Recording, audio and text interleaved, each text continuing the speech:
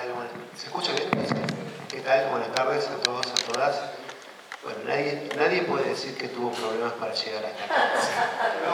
No. Si buscábamos un común denominador. Exactamente, así que no digamos nada al respecto. Estamos acá, bueno, en un momento, digamos, de celebración. Así que, bueno, nada. El parto empezó feo. Fue un parto largo, difícil, pero bueno, hoy estamos acá celebrando el nacimiento del texto, del libro, de la publicación, así que yo en particular, muy orgulloso de haber podido acompañar junto con Adrián, mi colega. Él es el director. Acompañar todo este proceso y bueno, y es realmente, como dije, un orgullo poder ver. No sé si está acá, no está el libro. No, está el libro. Bueno, nada, imaginémonos que lo estoy mostrando y ver plasmado este libro, ¿no? Y ver, digamos, el libro finalmente, digamos, publicado y esperemos que muy pronto, si es que ya no está en todas las librerías del país. Están las librerías de Corrientes, las librerías que son académicas, pero en la Jenny, viste, en el estilo Cupia, ¿no? Perdón, ahí no sé si se puede ver bien, porque, bueno, acá tenemos al camarógrafo que por ahí. ¿Ah, está? ¿Sí? Buenísimo. Bueno, a mí me toca hacer la presentación un poquito más larga del texto, así que bueno, les voy a pedir un poquito de paciencia, ¿no? Eso ya lo voy a decir, pero bueno, Nietzsche es un autor complejo, difícil, ¿no? Que tiene... Sí. Si te presentás... Perdón, bueno, sí, mi nombre es Ezequiel Gramajo, ¿sí? Y bueno, yo lo acompañé a Maxi en todo este recorrido, primero, digamos, del trabajo de elaboración de la tesis, y después también, bueno, el proceso del libro y de escribir el prólogo, así que bueno, estuve como muy cerca acompañándolo en todo este proceso. Yo soy licenciado en filosofía y bueno, tengo un cierto recorrido, digamos, dentro del mundo de la filosofía, así que por eso es que Maxi no me pidió que lo acompañara y también nietzscheano. Bueno, no sé si nietzscheano, pero... Yo me considero nietzscheano. Bueno, así que preparé unas palabras, no puedo decir en este caso breves, pero sí unas palabras, ¿no? Que me gustaría compartir con todos ustedes.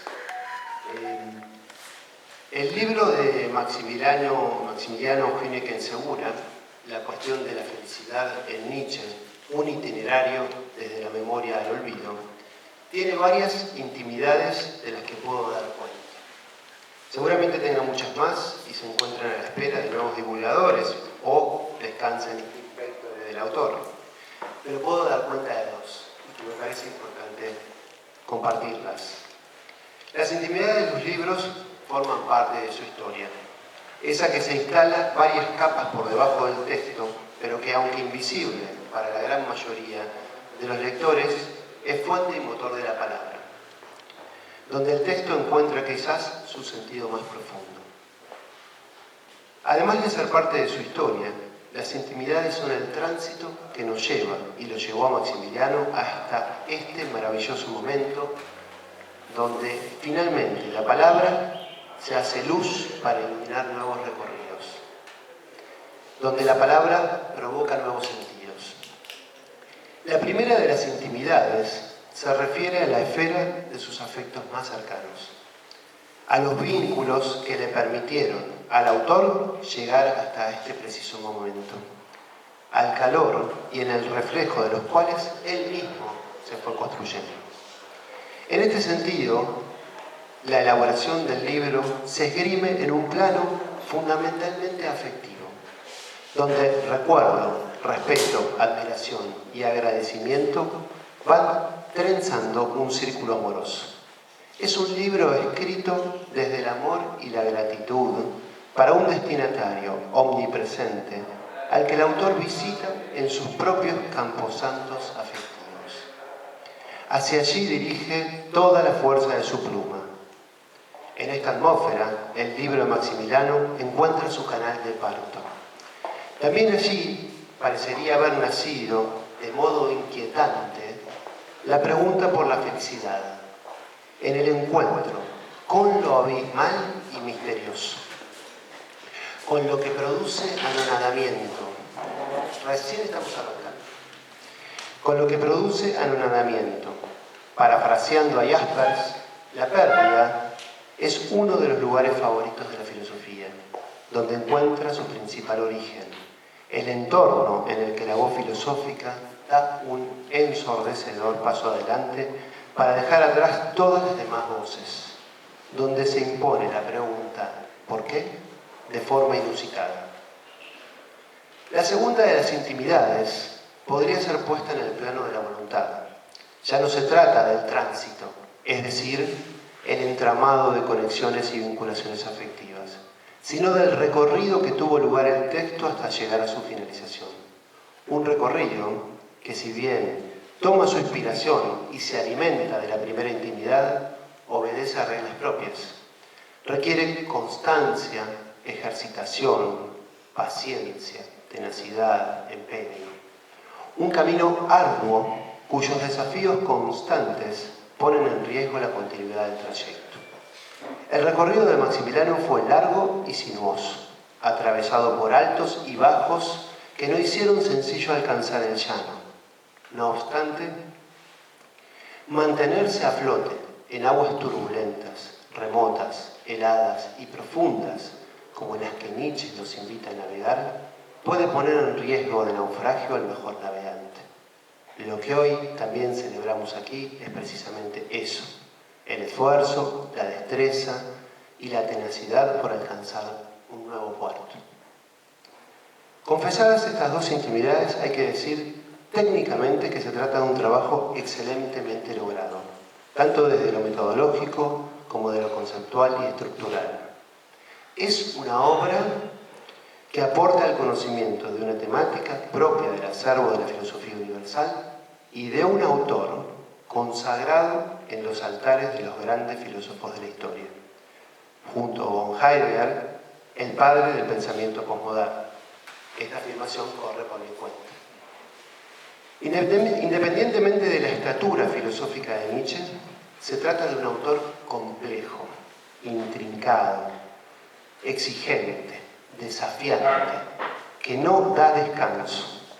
Un autor que propone dar vuelta un modo de comprensión instalado y sostenido durante 25 siglos. A propósito de esta afirmación será una aclaración más adelante que permite entender por qué no es exacta la calificación de su pensamiento como platonismo invertido. Decíamos, se trata de un autor y una obra donde la palabra poética circula en un juego polisémico y cuya vocación de pensamiento es la apertura y renovación constante de significados y significantes y por lo tanto de sentido. Se le suma a estas características una obra escrita de modo fragmentario y asistemático, como da cuenta su estilo aforístico y la diseminación de los bloques temáticos a lo largo de toda su obra. A propósito de esto, hay que decir que las ocupaciones de Nietzsche están presentes en cada uno de sus textos, esto es, en sus últimos escritos resuenan las percusiones embrionarias de sus escritos de juventud y ya sus primeras obras incuban las ideas que sostienen los principales postulados de madurez. Podríamos decir que Zaratustra camina y medita sobre los trazos de pensamiento del joven Nietzsche. A esta complejidad, entonces, Hüneken añade casi temerariamente, retomando la metáfora del navegante, arremetiendo sobre aguas glaciares, una temática sobre la cual no hay casi antecedentes de estudio en el autor y que solo se cuela en el pensamiento de Nietzsche entre los intersticios de la arquitectura de su pensamiento. Como comenté en el prólogo del libro de Hüneken, la cuestión de la felicidad en Nietzsche es una temática poco abordada por la literatura especializada. Una cuestión que en el menú de los temas nietzscheanos solo aparece al unir las piezas de una filosofía elaborada en trozos de pensamiento. Se trata de una reflexión tácita, explicitada en el conjunto de su obra, como lo siempre presente al modo de ausencia. O también se podría decir, lo eclipsado por la descomunal fuerza iconoclasta de su pensamiento. No por ello, sin embargo, de menor altura o importancia. A medida que avance en la presentación, se irá adjetivando y dándole mayor precisión al concepto de filosofía iconoclasta. Es posible arraigar en ese sentido que el pensamiento de Nietzsche es una búsqueda constante y angustiante de las llaves que abren el cofre de la felicidad. Dicho en sus propios términos, una búsqueda de vida abundante, aquella oculta y olvidada tras las limitaciones de la conceptualización racional. A esa búsqueda Nietzsche consagra su existencia, liberar a la vida y por tanto a la felicidad del arbitrio del pensamiento filosófico metafísico. En este sentido, la filosofía de Nietzsche se parece más a un anuncio o un llamado que a la construcción conceptual y arquitectónica de significación. Un anuncio de liberación y un llamado a la superación. Para liberar a la vida de las cadenas de la filosofía clásica, Nietzsche habrá de inmiscuirse como Prometeo entre dioses, entre los imperceptibles intersticios que se abren entre las articulaciones de la filosofía del ser. Entrar en la cuestión que nos plantea Hüneken requiere entonces atravesar y unir los pliegues de toda la filosofía de Nietzsche, desplegar cada una de sus capas. En algún sentido también Hüneken, como receptor del anuncio, responder al llamado. El carácter existencial e incitante de la filosofía de Nietzsche limita la posibilidad de mantenernos distantes o indiferentes. Antes de pasar al tema de fondo, quiero destacar y reconocer el conocimiento de Maximiliano de la obra de Nietzsche y su capacidad para hacerlo dialogar con otros pensadores, corrientes y escuelas filosóficas. En ese aspecto es un libro que apuesta a la conversación dialógica como metodología de construcción. De manera especialmente intencional, Nietzsche hace uso de los signos lingüísticos para producir nuevos significados. Los puntos, las comas y suspensiones, las comillas, los espacios interlineados, entrecruzados con la palabra poética o polisémica, colaboran en esa dirección.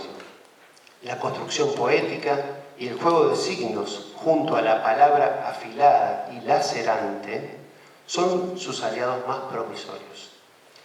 De esto último se trata su filosofía iconoclasta, una filosofía del knockout, golpes secos y certeros que rápidamente aturden y desorientan al lector, o como lo definiría el propio Nietzsche, una filosofía del martillo, mazazos fuertes y precisos sobre las premisas sagradas del pensamiento occidental. Hablar de la felicidad en Nietzsche puede entonces resultar paradójico. Siendo precisos, se trata de un concepto propio de la tradición de pensamiento a la cual Nietzsche le niega valor y de la cual él mismo quiere desligarse. Pero, ¿dónde encontrar palabras nuevas? Quizás resulte más sencillo encontrar significantes polisémicos detrás del acontecimiento abismal de lo que Nietzsche denomina la muerte de Dios. Es decir, según Nietzsche, de la pérdida de todo parámetro de significación. Pero para que un acontecimiento tan radical pueda ser visto y comprendido se necesita tiempo. El entrecomillado entonces de la palabra felicidad en el título del estudio de Hüneken busca marcar precisamente eso, solo una correspondencia analógica con un concepto cuya significación intenta desmarcarse de lo comprendido hasta ese tiempo.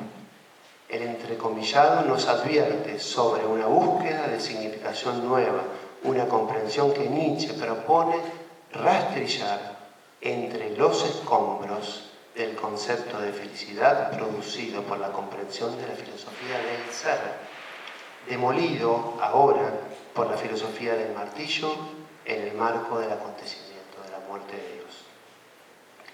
En la tradición filosófica que nace con Sócrates, Platón y Aristóteles y nos llega a nuestros días a través de sendas y múltiples líneas de pensamiento, Nietzsche advierte el surgimiento de una interpretación que pone a la búsqueda y encuentro de la felicidad en el plano de la razón. Es la razón la que debe arbitrar y ofrecer los medios para alcanzar el equilibrio propio de la felicidad. Recordemos la teoría del justo medio como camino de acceso a la felicidad, tan valorada por la filosofía a lo largo de la historia y de la cual somos sus herederos. La ética aristotélica entiende precisamente que en el camino de la virtud, es decir, de lo que se equilibra entre el exceso y el defecto, se encuentra el goce de la felicidad. En el actuar debido encuentra su mejor forma, la felicidad. La pregunta que al respecto ruge, ya vamos a entender por qué digo ruge Nietzsche, es si no se trata de una receta de época, de una propuesta que responde a algo que debe ser corregido. Dice Nietzsche, en el momento en que Atenas tocaba su término, porque en todas partes los instintos se encontraban en anarquía, la ética metafísica de Sócrates, Platón y Aristóteles descubre y propone una nueva especie de agón, una nueva especie de lucha, fascinando así el instinto guerrero de los helenos. Fin de la cita. La nueva lucha era entonces la conquista de sí mismo a través del control de las pasiones, cuya recompensa es la vida virtuosa, finalmente feliz. La pregunta que finalmente le inquieta a Nietzsche es si la ética de la felicidad no responde a una formación de dominio, es decir, que lo que se busca es el control a través del autocontrol. Dicho más poético, es la fuerza ordenadora de Apolo lo que entiende Nietzsche guía los pasos de la ética del centro. El pensamiento de Nietzsche juega, en cambio, en los extremos, en los límites. Se pasea por los jardines de Dionisio. De este modo propone un enfrentamiento, una lucha épica, descomunal, como nunca antes se había visto sobre la faz de la Tierra. Una guerra en la que se juega el destino de la humanidad. Apolo frente a Dionisio, la razón frente a la vida. Como ya se había adelantado, permítanme un pequeño desvío para aclarar una cuestión no menor de la crítica al pensamiento de Nietzsche. Una interpretación frecuente de su pensamiento es asumir que su propuesta de derrumbamiento de lo instituido por la verdad con mayúscula, como verdad, esto es, como lo fijo e inmodificable, deriva de un anhelo de edificación de nuevos ideales. Platonismo invertido.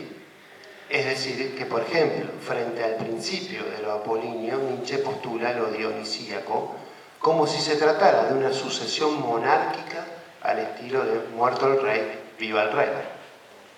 El cambio de dominio no parecería ser la propuesta de Nietzsche.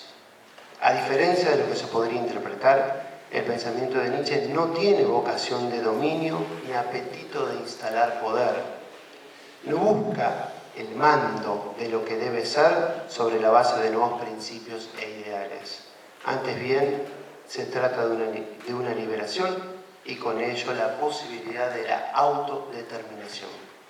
Más aún, el concepto de voluntad de poder, tan caro al pensamiento nietzscheano, debe ser entendido de la misma manera y en la misma clave, de renuncia, de abdicación. Se trata de un concepto que en rigor hace referencia al modo como se expresa la vida en los distintos órdenes de la naturaleza. En sentido estricto, voluntad de poder es aquello que siempre se encuentra presente en todos los vivientes, afectándolos de modo tal que ya no pueden ser ellos mismos sin su presencia. Así, la voluntad de poder se constituye en aquello que determina a todos los vivientes, en cuanto que su presencia los define esencialmente. En este sentido, voluntad de poder aparece como lo siempre presente y determinante en el despliegue de la vida en general, lo que permanece en el trasfondo mismo de la vida, animándola en cualquiera de sus formas y manifestaciones. Así se sorprende Zaratustra. Cito, en todo sitio donde encontré algo vivo, encontré voluntad de poder. Aún en la voluntad del esclavo encontré voluntad de ser señor. Y la vida me reveló este secreto. Mira, me dijo, yo soy lo que debe superarse siempre a sí mismo. En este sentido, debemos entender también el concepto de superhombre. No es el hombre fuerte en el sentido de dominante o que ejerce violencia, sino aquel que es capaz de establecer sus propias normas. Es el hombre dueño de sí mismo. Precisamente allí radica su poder, en la capacidad de crear y crearse. Es el tipo humano surgido del alejamiento de las obligaciones ultraterrenales. Aquel que en el reconocimiento de la muerte de Dios se libera y libera la existencia de mandatos trascendentes. Tiene la voluntad de crear, de dar sentido, el sentido que antes venía de lo superior. Es el tipo de vida más alto, cuya voluntad plástica juega en la creación de diferentes sentidos. Retomando el hilo conductor de lo que viene planteando Hüneken, en el segundo discurso de Zaratustra de las cátedras de virtud, Nietzsche plantea la cuestión de la virtud como vehículo hacia la felicidad, analizándola a la luz del sueño del justo. Cito: pocos saben esto, pero es necesario tener todas las virtudes para dormir bien. Este ideal de virtud como este ideal de virtud como regulador y dispensador de tranquilidad, según entiende Nietzsche, parte del prejuicio de que lo que está por fuera de los límites de la virtud debe ser regulado entre los márgenes del bien y del mal. A diferencia de la tradición antigua, Nietzsche busca poner la cuestión de la felicidad humana en el plano de la vida y el deseo, de lo instintivo y pasional. Su propuesta apunta a diferenciarse de la ecuación razón, virtud, felicidad instalada por el pensamiento antiguo. Esta ecuación es para Nietzsche el comienzo de un modo de comprender invertido, de arriba hacia abajo, que pone en combate a la razón contra los instintos, dando inicio, según Nietzsche, al principio de la decadencia de la vida en Occidente. Por el contrario, Nietzsche propone comprender a la felicidad como sinónimo del instinto, finalmente, y esto es clave, como epifanía de la vida. Allí, y no en otro lugar, se encuentra la posibilidad de la felicidad, en la aceptación del deseo instintivo.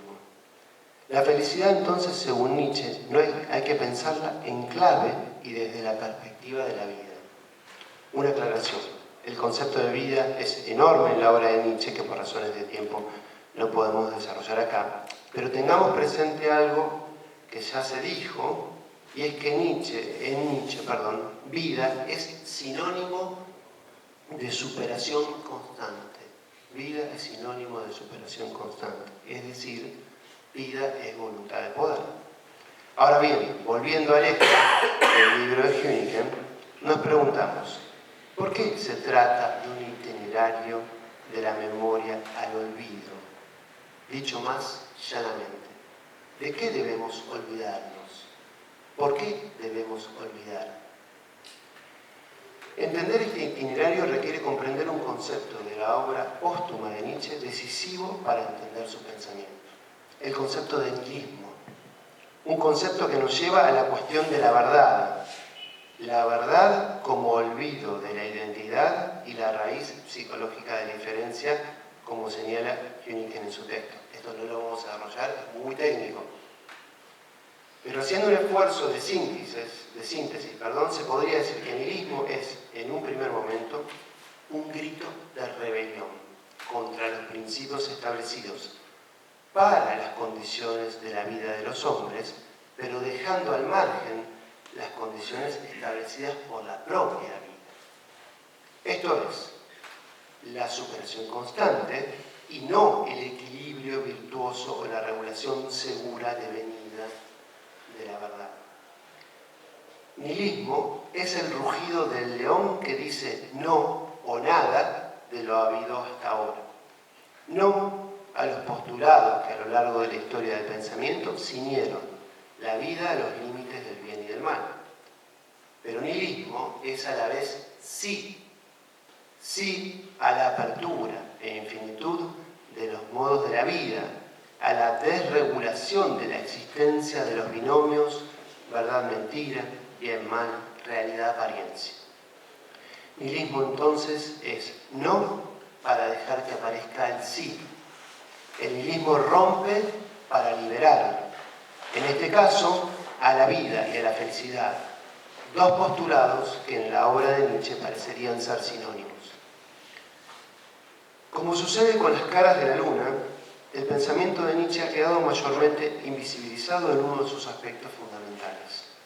Su filosofía es principalmente reconocida, como dijimos, por su poder iconoclasta, esto es, por la fuerza destructiva y la potencia explosiva, más que por su vocación de reconciliación.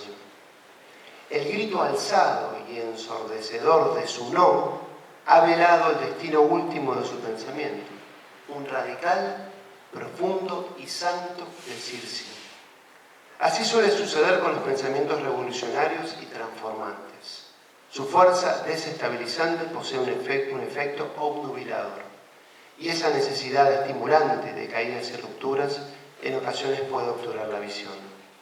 El sí de Nietzsche surge precisamente cuando se desvanece el efecto narcótico de su no. Luego del ocaso de los ídolos. En las palabras del propio Nietzsche, de los mandatos postizos de las ideaciones filosóficas, o como definió Eugen Fink, de las idealidades trascendentes sintetizadas en la idea de un Dios, primer motor, ente supremo, razón absoluta, o lo incondicionado, que desde los griegos Sócrates, Platón y Aristóteles, y hasta nuestros días pusieron regla y límite a todo pensar, obrar y sentir. El pensamiento de Nietzsche hechiza, ofrece un sabor irresistiblemente adolescente de rebeldía y emancipación, y en este sentido de libertad y liberación. Pero es un pensamiento que madura rápida y seriamente a medida que se aleja de su no. Un pequeño excursus para comprender mejor esta cuestión. En su filosofía, Nietzsche propone un camino de superación del espíritu humano para alcanzar la felicidad. Y alcanzar la nueva humanidad requiere atravesarlo. Para graficar este proceso propone las figuras del camello, el león, el dragón y el niño. El espíritu humano, que originalmente se identifica con la figura del camello, con la carga de la tradición, debe transformarse en león que enfrenta al milenario dragón del pensamiento establecido, para luego y finalmente convertirse en niño. La figura del camello significa, según Nietzsche, la mansa aceptación de lo que no debería ser aceptado. El león, la fuerza y la rebeldía para romper con lo establecido. Y el niño, juego y nuevo comienzo. El hombre hecho niño es la superación del hombre, el super, o más precisamente dicho, el ultra hombre. Pero para llegar a la felicidad del niño ultrahombre, cuya mirada inocente renueva la interpretación de todas las cosas, hay que atravesar la furia del león, su rugido. Alcanzar la superación del hombre, superarnos como humanidad, requiere afrontar un camino. Desde esta perspectiva, el león es el nihilismo que dice no y el niño el nihilismo que dice sí. El término nihilismo, como decíamos, deriva de la voz latina nihil, cuya traducción más habitual es nada, una expresión que originalmente fue utilizada en la literatura rusa para calificar al anarquismo, esto es, el rechazo a cualquier tipo de autoridad. Nihilista es quien no responde a lo instituido, pero a diferencia del anarquismo, el nihilismo se instala en un plano inicial, desacredita las ideas primeras o últimas que pretenden fundamentar la autoridad de un pensamiento sobre otro. De acuerdo a esto, el nihilismo es entonces una no creencia. ¿En qué no cree el nihilismo? En el valor de la existencia, interpretado y sostenido desde la idea de lo supremo o de lo más alto y transportados históricamente en la corriente de la verdad. Como dice Nietzsche, nihilismo es no creer en el postulado de un mundo por encima, sostenedor, justificador y dador de sentido. A este mundo se le niega validez. Dicho en sentido positivo, nihilismo es la convicción de la inconsistencia del fundamento de la creencia, es decir, la convicción de la imposibilidad de una verdad como tal, esto es definitiva. Según la valoración nihilista, la escena original donde fueron encontrados los valores que determinaron la medida de significatividad para la vida del hombre y los significados del mundo, se encontraba adulterada. La verdad surge como consecuencia de la necesidad de producir estabilidades o regularidades, en definitiva, del interés por establecer un orden regulador por fuera del dominio humano, pero que, ajustado a necesidades interesadas, opere sobre el mundo humano. En un sentido más amplio, cabe pensar con Heidegger que el nihilismo es un proceso o movimiento a través del cual los valores más altos muestran progresivamente la labilidad de su valer. Se trata de un proceso de descomposición, un proceso de desvanecimiento y envejecimiento del ser con mayúscula, concebido como autoridad determinante. Ídolos que con la llegada de la claridad del día muestran, según Nietzsche, su atroz desnudez. Lo que en apariencia de mármol inquebrantable muestra su fragilidad y liquidez. Las fuertes verdades, bien o justicia, develan su debilidad secreta, su origen interesado. Se trata ahora de hijos huérfanos de un sentido, que según piensa Nietzsche, se reveló como ficción, como fábula. El nihilismo se constituye así en un estado transitorio, en el que llega a su fin una era del mundo y otra nueva aparece. Este proceso se desarrolla en la historia como su movimiento oculto fundamental. En el marco de este acontecimiento, reconocido también como la muerte de Dios, como se dijo, Nietzsche entona la canción del príncipe Vogelfrei, es decir, el pájaro libre. Todo me brilla nuevo y aún más nuevo. El mediodía duerme en espacio y en tiempo. Solo tu ojo me mira intensamente, oh infinito. La claridad de la filosofía, de la razón, se apaga para dejar que todo sea iluminado por la vida. Como un Tales moderno, Nietzsche saluda el principio indefinido e indeterminado de lo siempre abierto a los nuevos y cambiantes sentidos de la vida. A su movimiento cándido e inocente, pero también trágico y fatal.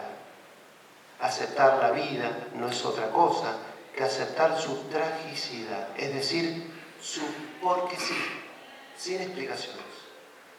La interpretación del mundo y el hombre que dio lugar a lo que somos en términos éticos, psicológicos y culturales surge entonces, según Nietzsche, de principios postulados como verdaderos, como si se tratara de premisas encontradas para explicar el mundo. Entonces, lo que fue establecido como única interpretación por referencia a lo eterno e inmóvil y puesto como parte de la tradición, finalmente fue descubierto como una perspectiva de ver las cosas. Se perspectiviza el valor que postulados muy precisos le otorgaron al mundo, dado que perdieron autoridad como principios únicos significantes. La verdad que autorizaba entronizada desde el sillón real fue tristemente descubierta, según Nietzsche, como plebeya, es decir, como un simple conjunto de relaciones establecidas por los humanos, metáforas poéticas o retóricas en un principio que adquirieron su obligatoriedad con el uso.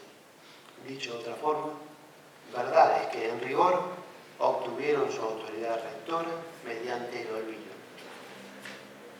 Afirma Nietzsche que el valor del mundo se encuentra en la interpretación, el valor del mundo se encuentra en su interpretación, y las interpretaciones hasta ahora habidas son evaluaciones, perspectivas, en virtud de las cuales nos conservamos en la vida.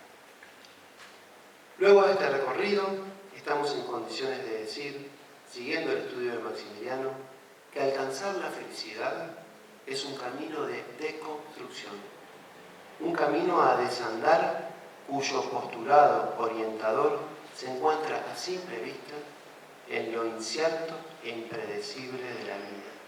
Felicidad trágica. Ya no se trata entonces de lo fijo en el centro entre los extremos, exceso y defecto, inferido como norma de principios inmóviles, sino por el contrario del movimiento ascendente de la vida que siempre quiere más y porque sí. La felicidad, de acuerdo a Hüneken, siguiendo a Nietzsche, es entonces el itinerario de la memoria al olvido, el nihilismo que reconoce a la vida como único movimiento ético propio. Finalmente, olvido de la memoria que construye y memoria de lo que solo puede ser aceptado. Un camino que Maximiliano Hüneken Segura, de la mano de Nietzsche, nos invita a transitar. Muchas gracias.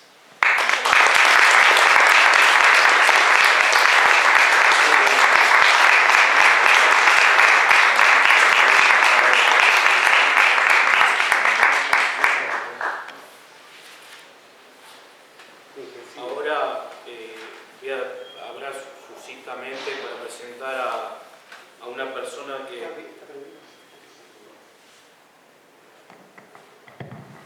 Disculpen, ahora sucintamente voy a presentar a una persona, independientemente de lo que Ezequiel profirió, y la verdad que me gustó mucho porque es tal cual como él lo dijo, más que nada la parte personal y la parte afectiva. Esta tesis estaba para el 2017 y lamentablemente falleció mi madre y bueno, cambiaron muchas cosas. Está dedicado a ella y a sus progenitores, ¿no? Y el entrecomillado, como bien lo sugirió Ezequiel, además de lo que acaba de aclarar, y ese aspecto de lateralidad, también juega con la tragedia, ¿no? Y si hay un amigo y una persona que admiro y que me ayudó y que es un genio, pues lo tengo que decir, estuvo en Humboldt, Alemania, es el doctor Martín Grassi. Fue mi compañero de cuando empezamos en el 2002. Muchas gracias por venir, Martín. Bueno, muchas gracias a vos, Maxi. A mí me gustaría, en mi caso, hacer una presentación de otro estilo. No como la que hizo Ezequiel recién, ¿no? Que profundizaba sobre el pensamiento de Nietzsche y cómo Maxi, con tanta maestría, lo pudo interpretar y llevar al libro, sino que me gustaría también compartir con ustedes el hecho de que Maxi para mí ha sido un entrañable amigo, siempre muy presente, también en las cosas que me han sucedido en la vida. Los dos compartimos el haber perdido a un progenitor y esos son dolores que acercan a las personas y se permiten también entender un poco más, ¿no? Lo que es esta vida en la cual hay que navegar, o este hielo liso sobre el que solo unos pocos saben danzar, ¿no? Como Tomás de Nietzsche en el libro. Y de Maxi tengo que decir que empezamos juntos la facultad. ¿Qué año era, Maxi? ¿2002? 2002. Yo ya estoy en el olvido total, ¿no? El área de la memoria del olvido, ya estoy del lado del olvido absoluto. Soy el antipunto. El 2002. Y empezamos juntos, ¿no? Y una de las cosas más lindas para mí de conocer a Maxi fue su entusiasmo. Si hay algo que es Maxi, creo que te define mucho, Maxi, es esa especie de carácter tano, germano-tano, ¿sí? No digamos alemán y tano, pero de una absoluta pasión. De una absoluta pasión, y cuando digo pasión lo quiero decir con el sentido griego de esa palabra, del pathos, ¿no? De aquel que sufre o padece algo que lo moviliza. Es decir, no actúa calculadoramente, no ve demasiado las consecuencias de sus actos, sino que se ve arrebatado por ese espíritu. Y creo que Maxi eso te define muy bien, que sos un tipo apasionado. Y esa pasión te lleva a lugares como la filosofía, donde en las clases Maxi era el primero que preguntaba, era el primero que objetaba, era el primero en pedir a los profesores bibliografía para seguir profundizando. Era también, como compañero, colega y filósofo, alguien con quien uno se quedaba charlando en los recreos, acerca de los temas que íbamos viendo, la filosofía alemana, sobre todo, que era lo que me acuerdo que te gustaba mucho. Y entonces es un interlocutor no solamente muy afable, muy elocuente, sino uno de esos interlocutores que te contagia, esa pasión. Y por eso te agradezco mucho, Máximo, porque sos, creo, alguien que invita a apasionarse por la filosofía. Pero además es una pasión que, como toda pasión auténtica, no conoce una sola expresión, En Maxi, esa pasión por la búsqueda, por la curiosidad, esa especie de exploración constante de lo humano, también encuentra otras vías.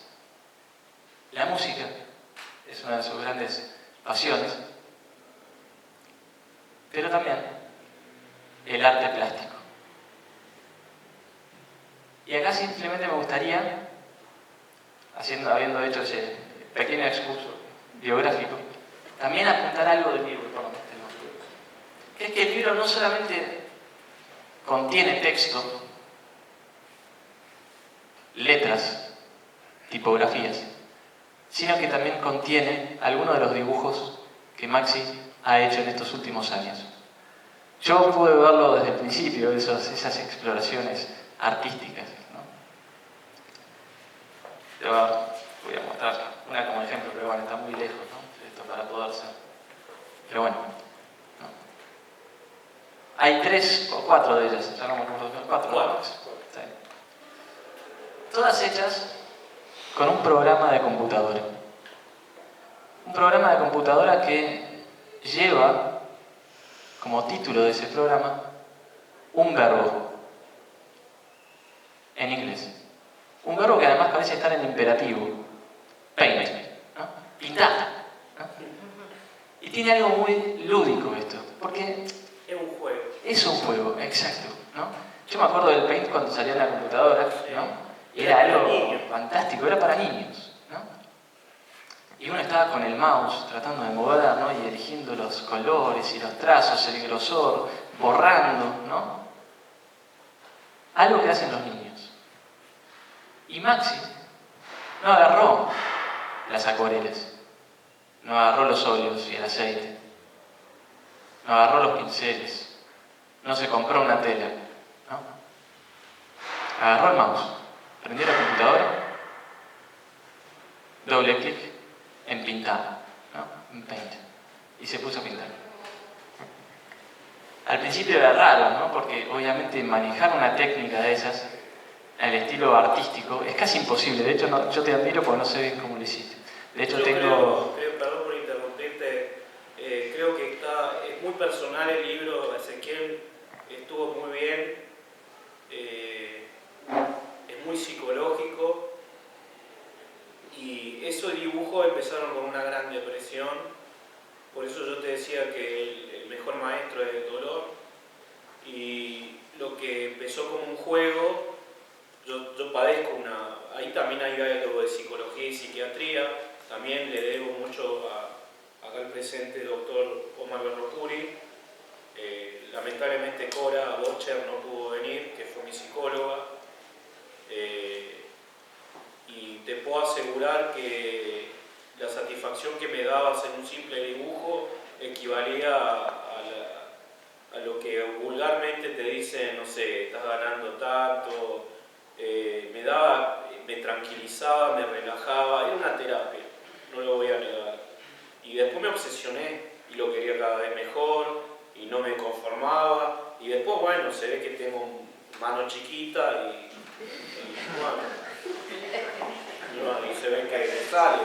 Pero bueno, eso se acabó cuando murió mi mamá. Ahora me cuesta, yo eso lo hacía en 30 minutos. No lo creían. Y cuando murió mi mamá me costó mucho volver. Y ahora me lleva 1 hora, pero no tiene la misma calidad. Y me costó aceptar eso, pero hace poco escuché que si muere un arte tiene que nacer otro. Y bueno, la verdad que no me animo con la música, no me da el cuero. Tampoco soy un melómano, pero tampoco soy Beethoven. Te dije que tenía ganas de empezar clases de piano. Pero el psicólogo me dijo, yo ya conociéndote vas a querer ser Beethoven. Entonces, lamentablemente ese es un problema mío. Pero lo que yo sí reconozco es que cuando yo digo la felicidad como virtud, la felicidad como razón, la felicidad como voluntad de poder y la felicidad como arte, yo creo que el arte sana. Como sea, sana. Y la verdad que yo nunca me dediqué a la ciencia dura, admiro a la gente de ciencia dura, pero para mí el arte es más perfecto que la ciencia.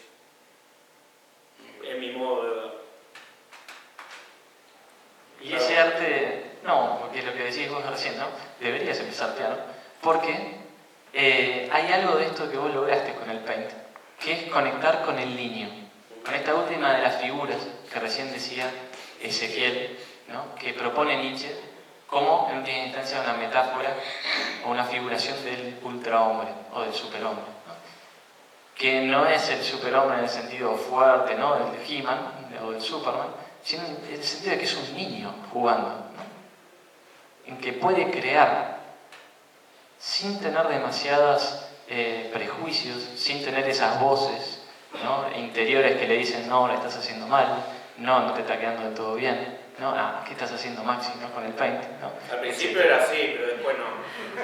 Y eso, a mí yo tengo un original de Maxi que me ha regalado, sí, de Borges, ¿no? De Borges y el ajedrez. Y claro, es conectarse con esa ingenuidad, ¿no? Que es lo propio del niño. No porque la ingenuidad sea una falencia o una falta, sino que lo terrible de la ingenuidad cuando uno es grande es que es algo que uno tiene que ganar, ¿no? De allí el itinerario que va de la memoria al olvido y no al revés, ¿no? Hay que lograr olvidar y eso no es para nada fácil.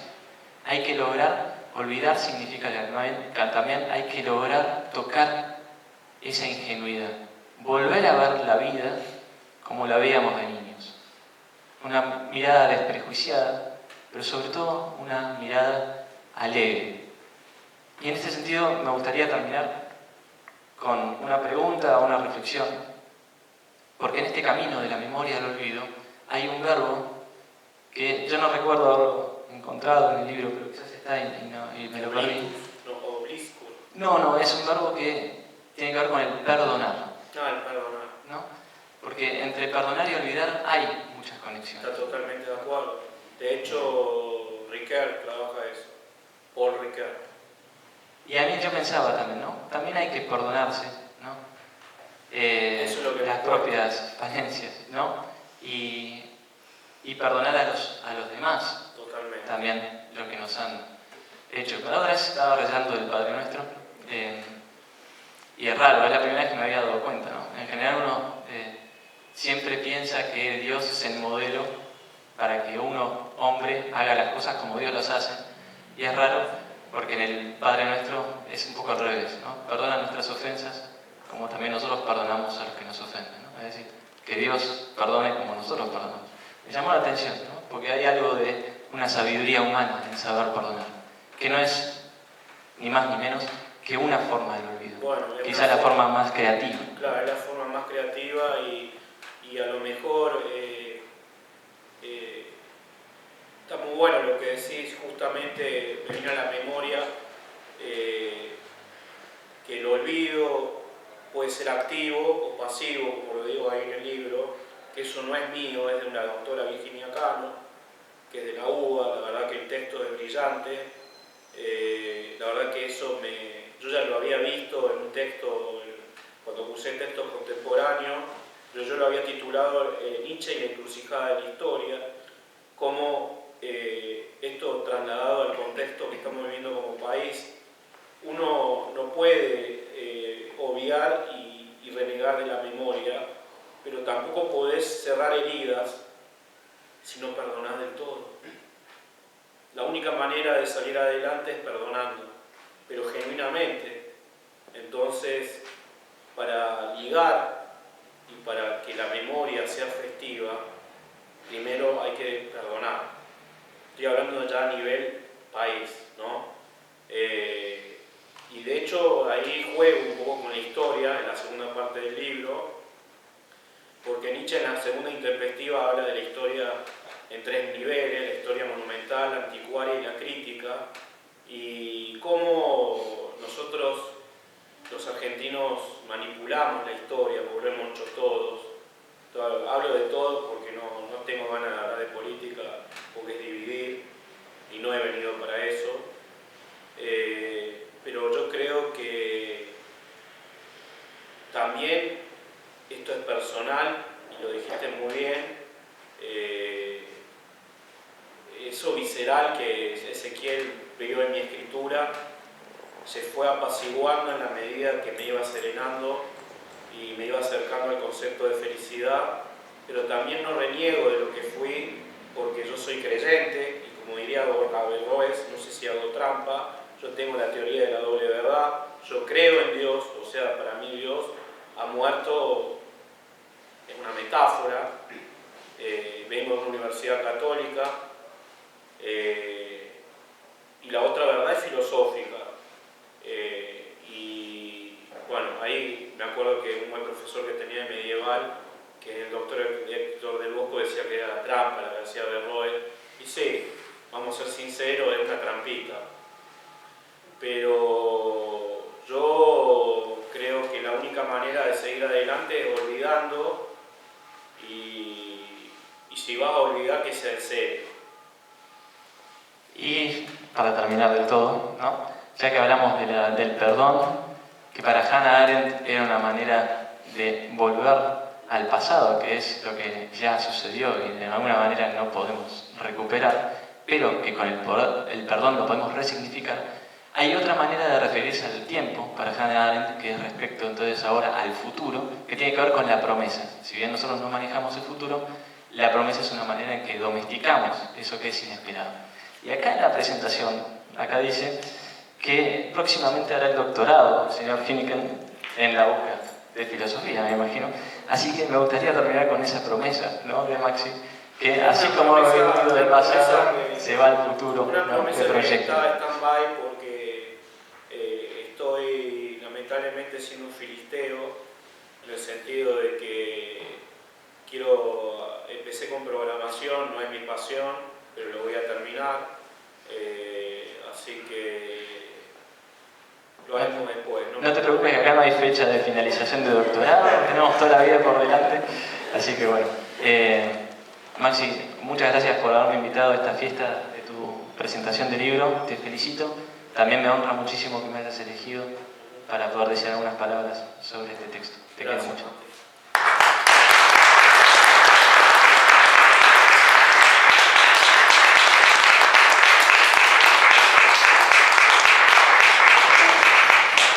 Bueno, ante todo pido perdón por el exabrupto del comienzo. Como dijo Martín, yo soy untano, que me creo alemán. Pero bueno, voy a terminar esto. Como bien dije, el proceso de la tesis empezó con un texto de contemporáneos, filosofía contemporánea, y iban a elegir a Heidegger, pero el decano decidió que fuera Nietzsche.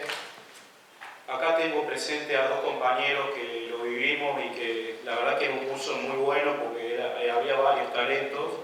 Ahí a Santiago Bursich, licenciado, y Guillermo Babel Soler. Levanten la mano si lo ven. Ellos dos también tenían pluma. Así que, y bueno, ante todo, que habló de futuro, pareciera que todo estuviese encadenado.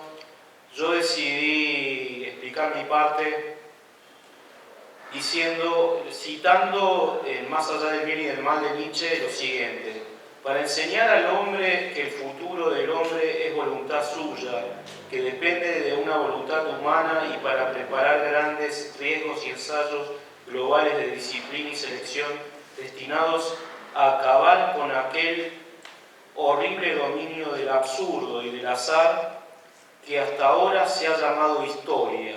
Para esto será necesario un cierto momento, una nueva especie de filósofo. Y como Nietzsche tuvo un alma gemela, que se llamó Baruch Spinoza, en las cartas, primero lo critica, porque es como que él se pelea también.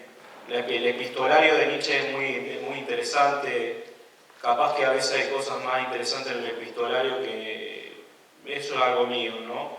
Y ahí dice: he encontrado un alma gemela, tiene cosas que los unen, y entonces me atreveré a decir lo siguiente: algo parecido acontece, como se verá, respecto de las relaciones virtud-felicidad, bien y deseo.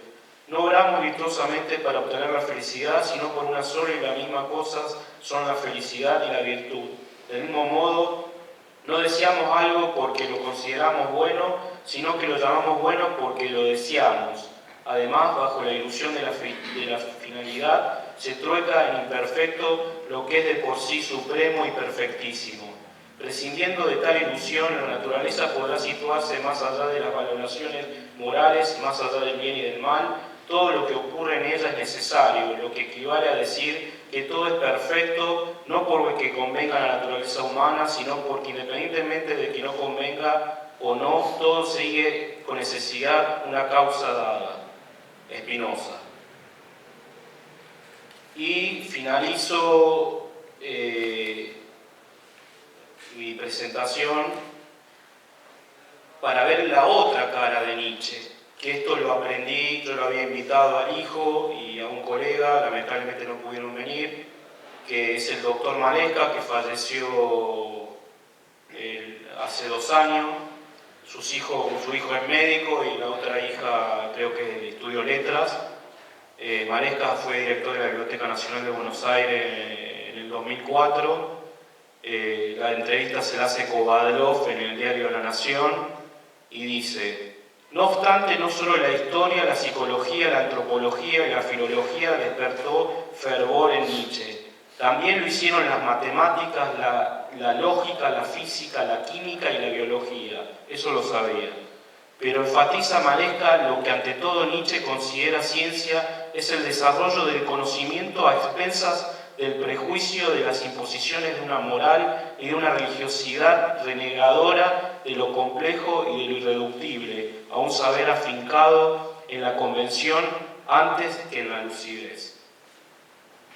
Y ahí termino y ahora le cedo la palabra al Weltmeister.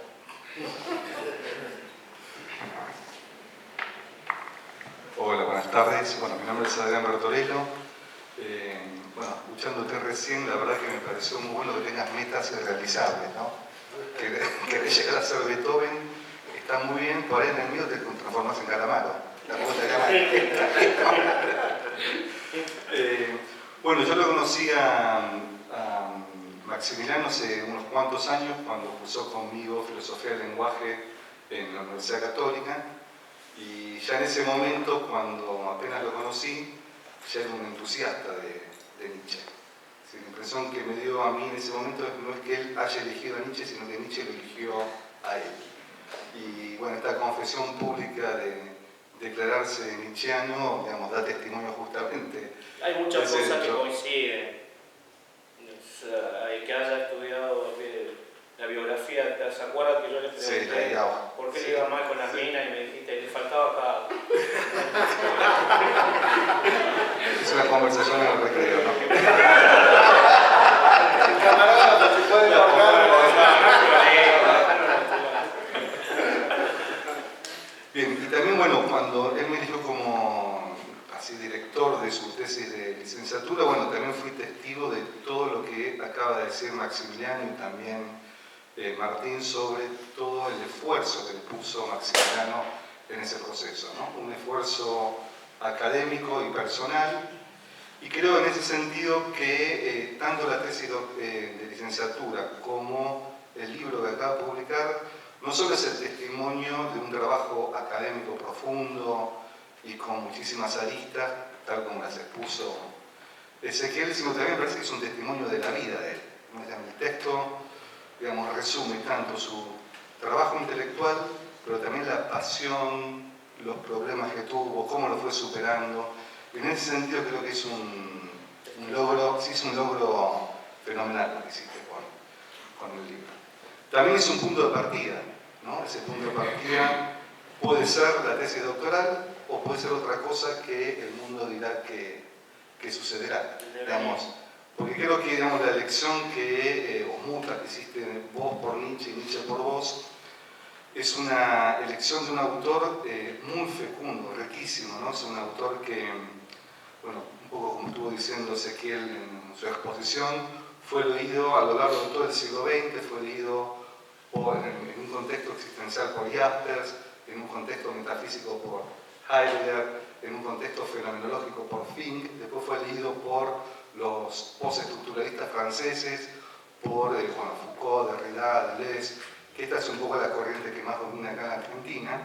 E incluso hoy hay lecturas así como muy novedosas de Nietzsche en Alemania, ¿no? Que lo leen en el marco de la filosofía del lenguaje, como Adler, de Joseph Simon. Y el año pasado salió publicado un libro también muy interesante de Conil, que hace una asociación un poco inesperada que se llama Nietzsche frente a Habermas. ¿No? Sí, lo ojeé, pero ahí hay tensión. Claro. Sí. De entrada vos dices es un matrimonio que está destinado al fracaso. Pero, digamos, leyéndolo detenidamente, digamos, lo que propone Conil es hacer una complementación entre la genealogía de la razón que propone Habermas en el último libro que hizo con la genealogía del cuerpo de Nietzsche, ¿no? Y digamos, es un libro que me parece que está bastante bien logrado y que traza como nuevos caminos dentro de la investigación nietzscheana. Por eso creo que la elección de este filósofo central de la filosofía contemporánea es un trabajo que te va a llevar toda la vida. Es casi como tu Beethoven. Pues muchas gracias.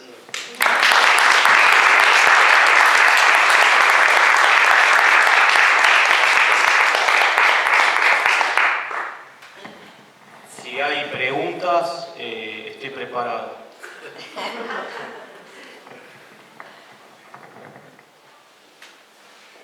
Me interesa mucho cómo has utilizado y has nombrado varias veces a Spinoza y a Averroes.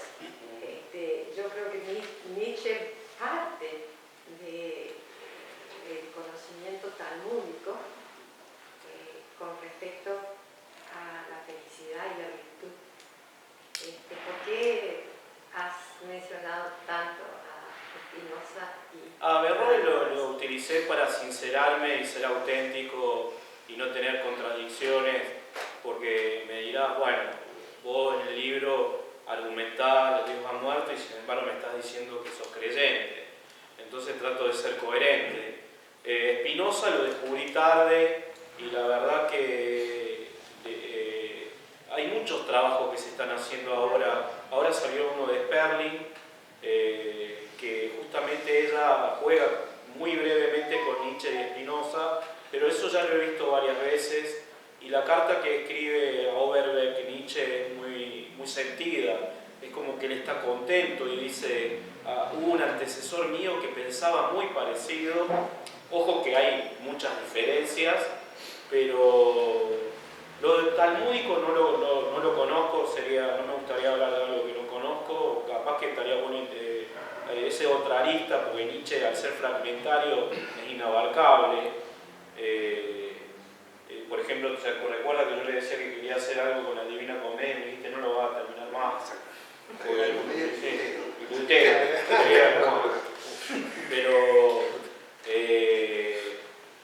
lo que sí cabe destacar es que Nietzsche, que yo creo que políticamente a Nietzsche también se lo ha utilizado, nunca fue nazi, la hermana era nazi. es duro con el judaísmo en algunos aspectos, pero no racialmente. De hecho, en el libro yo, cuando hablo del perdón difícil de Paul Ricoeur es un autor muy rico que nos está diciendo de alguna manera, como decía Martín, la única manera de perdonar es, aunque sea difícil, el genocidio o lo que fuera, es no negarlo, pero cicatrizar las heridas, porque si no, hay un hecho muy concreto. Yo soy fanático de una banda alemana que es Jugend Freiheit, que quiere decir Múnich Libre, que surgió en los 80 y que David Bowie era el inglés que se fue en el año 77 a Berlín, porque David Bowie era una persona muy culta, y él contagió a todas las bandas alemanas de la Alemania Occidental, era anticomunista en ese momento, y en la banda hay el líder Stefan Saugner, es protestante, Aaron Strobel es judío y los demás son católicos. ¿A qué quiero llegar? Se unieron y dejaron de lado las diferencias. Entonces, en ese sentido creo que por eso estoy muy de acuerdo con el tema del perdón que mencionó Martín. Muchas gracias. Perdón y felicidad. Claro. Y ambos, Baruch Spinoza y Averroes, fueron juzgados por sus ideas. Sí, a ver, y justamente es Nietzsche cierto. toma eso de ellos dos y se identifica con Spinoza. Es cierto que fue juzgado. Así, estoy tan orgullosa de ser tu tía. Gracias. Gracias.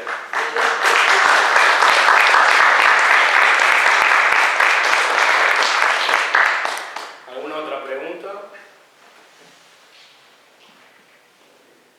Lo de la muerte de Dios en Nietzsche, que vos me parece que lo aclaraste bien. Nietzsche es una metáfora, porque no es el único filósofo que mata a Dios. Es verdad. De alguna manera. De cara antes al sacar, a poner al hombre en la centralidad, con el cogito, de algún modo también. Es cierto. Como en la historia de la filosofía, hay muchas muertes de Dios. Entonces, tomarlo tan literalmente me parece que es un error, que vos además lo aclaraste muy bien. Y además, no creo que haya una contradicción entre leer a Nietzsche y estudiarlo y de alguna manera amarlo y tener una profunda fe religiosa. Eso. No, claro, la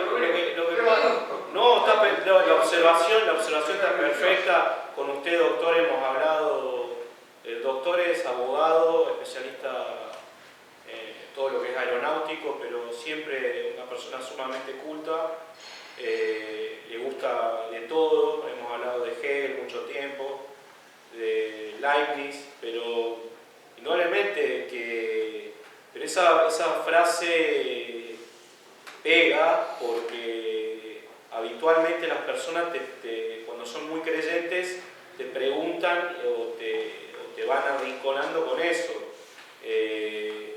Yo creo que Ezequiel mencionó algo que es cierto, no me costó porque yo quería hacer dialogar, o sea, yo a Nietzsche lo quería hacer dialogar, yo no quería un Nietzsche que sentenciara, y yo lo hago hablar con San Agustín en una parte, ¿entiendes? O sea, no reniego, y también cuando hablo de la felicidad como virtud, valoro a Santo Tomás, valoro a Aristóteles, capaz que con el que soy un poco injusto es con Platón, pero bueno, no podía cambiar el guión. Cuando yo tengo que martillar, le tengo que pegar. Así que...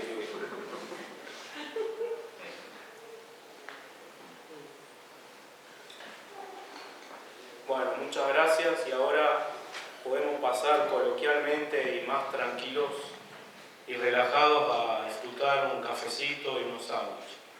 Muchas gracias.